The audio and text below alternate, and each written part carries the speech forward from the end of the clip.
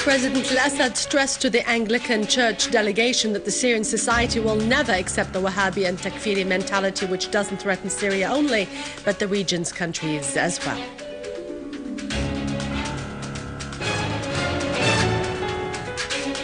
A new batch of humanitarian and relief aid arrived at Damascus International Airport from Russia, and Moscow's expressed its relief concerning the arrival of the aid to Al-Ghazlaniya area.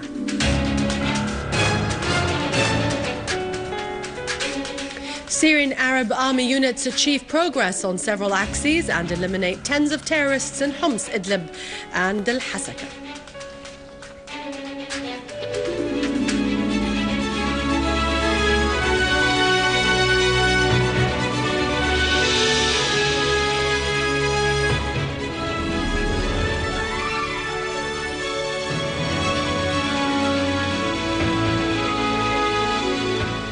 Good afternoon, welcome to our news bulletin. I'm Dania Nizam.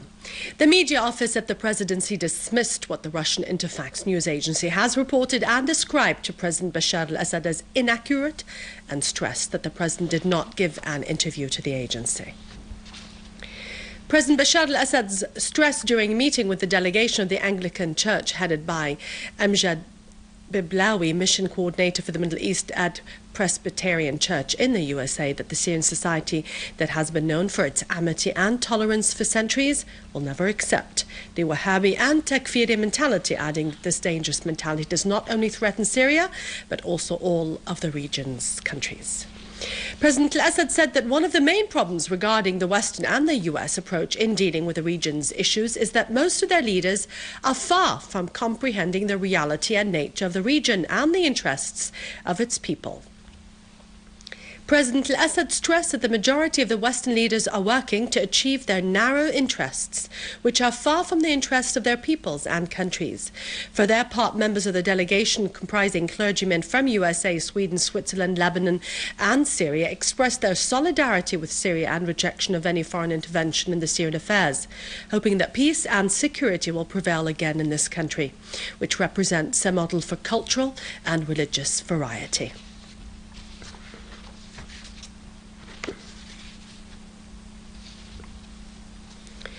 People's Assembly Speaker Mohammed Jihad al-Laham received the Russian Duma Council delegation, the Imperial Orthodox Palestinian Society and representatives of the Russian organizations.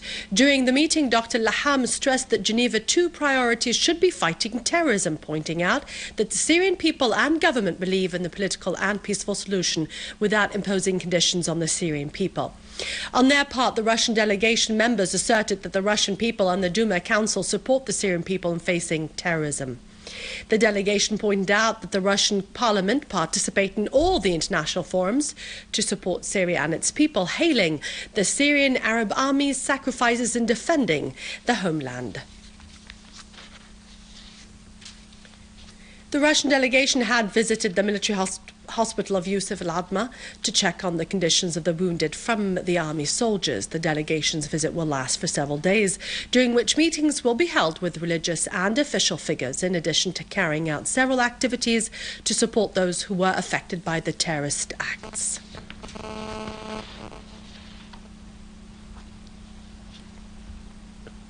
During his meeting with the Bulgarian delegation, Speaker Laham emphasized the need for a real international will to fight terrorism and to expose its financiers and supporters led by Saudi Arabia.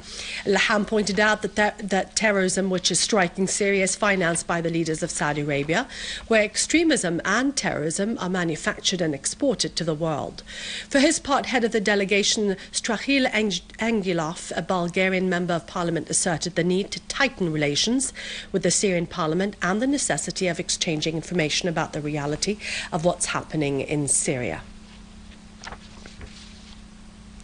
A new batch of humanitarian and relief aid to the Syrian people has arrived this morning at Damascus International Airport. The aid, which includes foodstuffs and milk for children, was collected by the Imperial Orthodox Palestinian Society in Russia. The batches of humanitarian and relief aid are to help the Syrian people face the crisis they are exposed to due to the terrorist attacks and the unfair economic sanctions imposed upon them. Since the beginning of the crisis in Syria, the Russian people and government delivered several batches of humanitarian aid, the last of which arrived last month on 2 Russian planes with 44 tons of aid on board to Latakia airport. A new batch of humanitarian assistance, including food, blankets and clothes, reached the displaced people and those who were affected by the terrorist armed groups in the town of Ghizlaniye in Damascus countryside. The Syrian Arab Red Crescent delivered the assistance loaded in 30 trucks to the town's council in cooperation with the UN organizations to be distributed among the displaced and those who were affected. Red Crescent Coordinator of Response to Operations said that the work continued in cooperation with the concerned parties in order to alleviate the suffering of the people and to meet the needs of those who were affected in all areas. Efforts exerted by the Palestinian National Popular Initiative have been crowned with success as the first batch of food supplies have entered Al Yarmouk camp. Although the trucks that were carrying these supplies did not reach the point agreed upon, which made the Palestinian Popular Committees and residents of Al Yarmouk camp, who defied the terrorists, deliver the food supplies on their shoulders.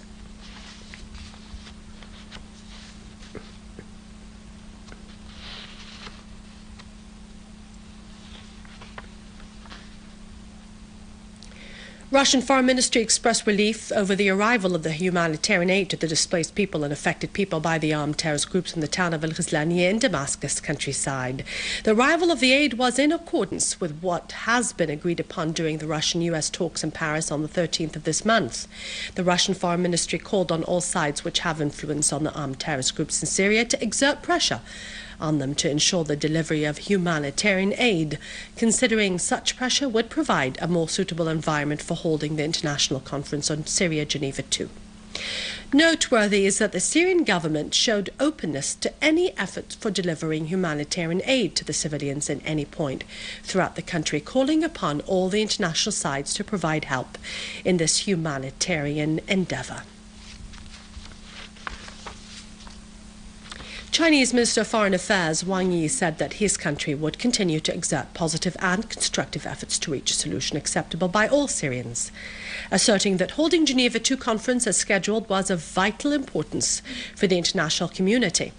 In a press conference, Wang Yi further said that the political solution through dialogue was the sole and right path to solve the crisis in Syria.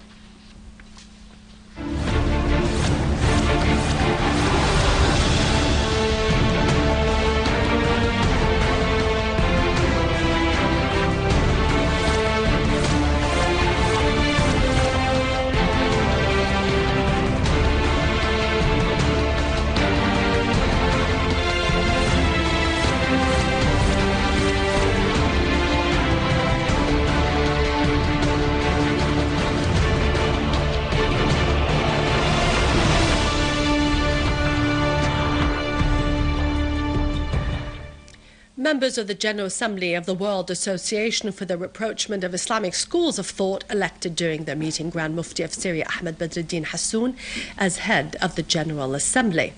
This meeting was held on the sidelines of the 27th International Islamic Unity Conference, which kicked off in the Iranian capital Tehran with the participation of Syria and over 50 countries. Under the title No to Terrorism, No to Foreign Intervention, Syria is for the Syrians, and in condemnation of Al Saud's support to terrorism in Syria, the National Union of Syrian Students in Italy, in cooperation with the Syrian community and the Italian Syrian Committee and the European Front to support Syria, staged a sit-in in front of the Saudi embassy in Rome.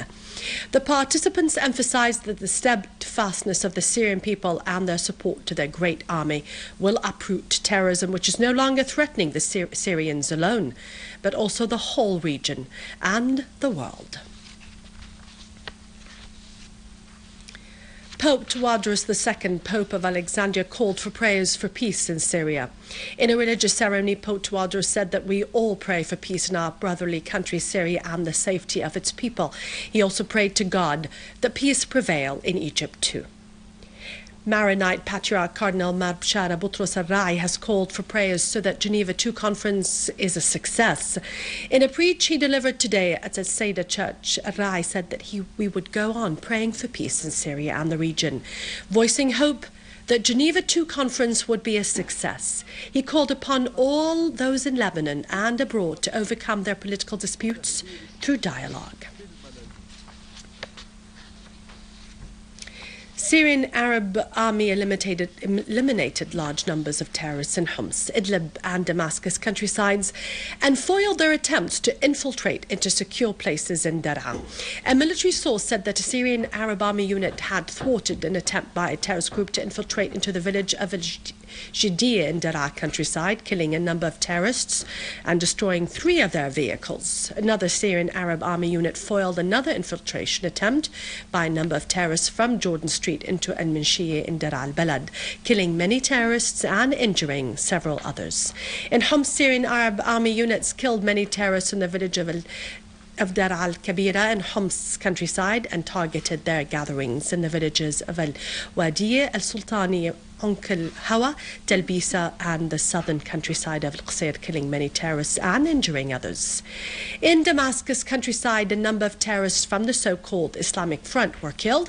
East of Adra al-Umaliya, also a terrorist vehicle was destroyed, killing all terrorists inside, in addition to eliminating a terrorist group, destroying their weapons and ammunition near the electricity power station east of Adra al-Balad.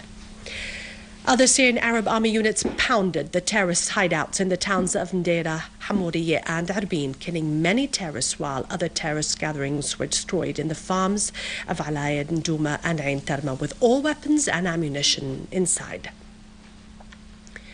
As for Idlib countryside, Syrian Arab army targeted gatherings for the armed terrorist groups near the town of Al-Badriya and Al-Nizal in Ariha, killing many terrorists and injuring others.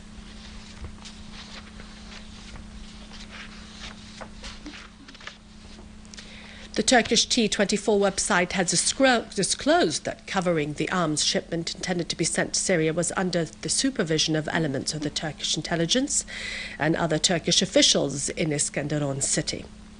Against the backdrop of the investigation in the case of hindering the inspection of the arms shipment, Turkish General Attorney has accused both the Turkish intelligence and other officials of safeguarding the criminals exploiting their posts and violating secrecy. He also unveiled that pressure was exercised by the advisor of the Turkish Ministry of Justice on general attorneys to close once and for all the investigation. It is to be noted that an MP from the opposition said in a session held by the Turkish parliament that Erdogan's government contributed in the spread of Al-Qaeda in the region and Syria in particular, turning Turkey into an opportunist state that does not recognize and respect its neighboring countries' rights. With this, we end our news for today. Thank you for watching us. For more details about Syria and the region and to view this bulletin again, you can always visit our website in English, syriaonline.sy. After the break, it's our latest business and market news with Vani. God bless you all, and dear patriotic citizens, victory is imminent.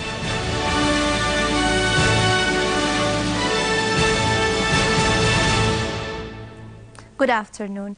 The housing minister stressed that the global war on Syria has started to retreat. This requires more effort to be made, specifically that the housing ministry has a great role to play in the upcoming period. The minister pointed out that many ideas about the housing crisis will be studied in order to find suitable solutions.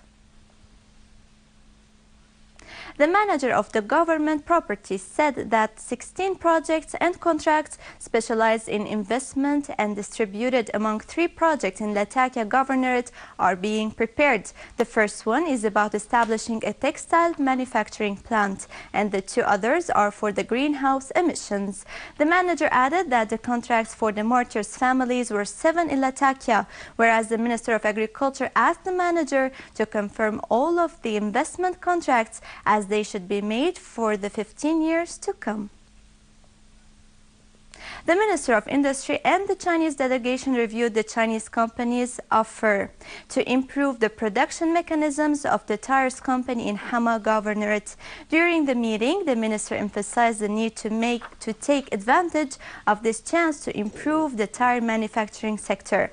On his part, the manager of the Chinese company expressed enthusiasm to cooperate with the Syrian government in all fields. In Aleppo, buying the previous season's wheat continues in the establishment of cereals till the end of February.